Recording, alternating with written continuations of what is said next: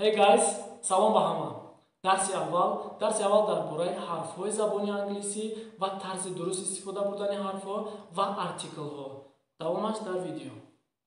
Имрӯз дарси аввал аст ва мехоҳем ки имрӯз аз ҳарфҳо сар кунем. Okay? So let's follow. First, let's see the letters. Аввал ҳарфҳоро нигоҳ мекунем. Тарзи дуруст талаффузи ҳарфҳо чӣ хел мо талаффуз мекунем. Нигоҳ кунем. Az аввал A, шумо низ такрор кунед. A, B, C, D, E, F, G, H, I, J, K, L, M, N, O, P, Q, R, S, T, U, V, W, X, Y, and Z.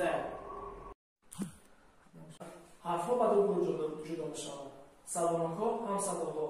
Okay? So, садоноҳо in English ба англисӣ vowels, садоноҳо vowels ва ҳамсадоҳо бо забони англисӣ consonants. Okay? ва садоноҳо чанд та мешаванд? Садоноҳо 5 та мешаванд. Нигоҳ кунед.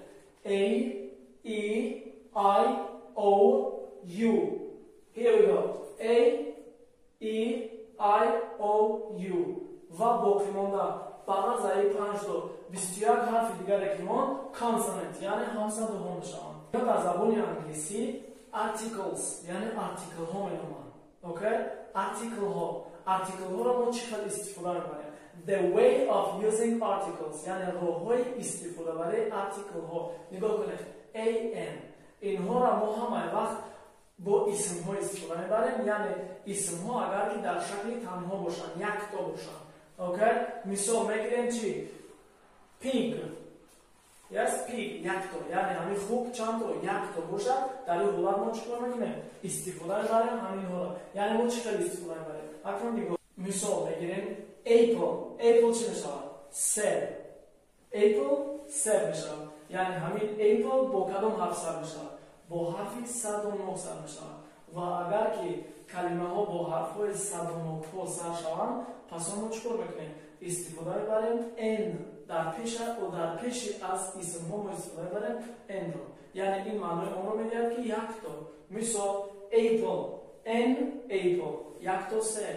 ё ин ки дигараш eagle, n eagle, якто чӣ? уқоб. ё ин ки island остров. яъне мисол n island, yes, ҷазира.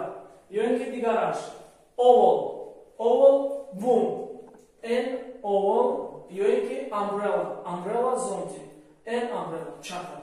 Okay? ҳамаи ҳаминҳо нигоҳ кунед дар чӣ? бо ҳарфҳои садоноҳ сар шуда истодаанд. барои ҳамин мо дар пеши ҳамаи аз инҳо чӣ гузоштем? n. агар ки калимаҳои мо бо ҳамсадоҳо сар шаванд, пас он чӣ кор мекунем мо a истифода мебарем. a. мисол мегирем ки якчандта аз онҳоро ман барои шумо менависам. мисол ball, ё ин ки doll, yes, ё ин ки мегирем чӣ? cat, ball, тӯб, ё ин ки doll, кукла, духтар, ё ин ки cat, гурба. пеш аз ҳамаи ҳаминҳо барои мо чӣ лозим аст? a. a ball, ё ин ки a doll, ё ин ки a cat. нигоҳ кунед. агар фаҳмо шуда бошад an. барои ҷумла сохтан барои мо хеле осон аст. It's very easy to make a sentence. Okay? хеле осон аст. барои чӣ? барои он ки барои мо фақат ду калимаи дигар лозим аст ки гӯем ки яъне ин тӯб аст, ё ин ки ин кукла аст, ё ин ки ин чӣ аст? гурба аст. чӣ лозим аст барои мо? барои мо it is. яъне чӣ ши? It is a ball. ин тӯб ҳаст. ё ин ки it is a doll. ин чӣ аст? лухтак аст. ё ин ки it is a cat in گربه هست. همینچنین شما همین it is رو میتونید استفاده برای با اینها، یعنی سه گفتنی باشین. مثلا چی میگیم؟ It is an apple. گفتنی باشین بوم، یا اینکه گفتنی باشین که عقاب، یا اینکه گفتنی باشین که جزیره، یا اینکه گفتنی باشین که چتر، زونتی. پس برای شما فقط چی لازم است؟ It is an umbrella. یا اینکه it is an eagle. It is an apple. برای همه همینها برای ما فقط چی لازم است؟ It is. اوکی؟ و فراموش نکنید که لایک بذاریم و آبونه شوید. حتما آبونه شوید برای درس‌های آینده. Thank you very much. رحمت تماشا کردید.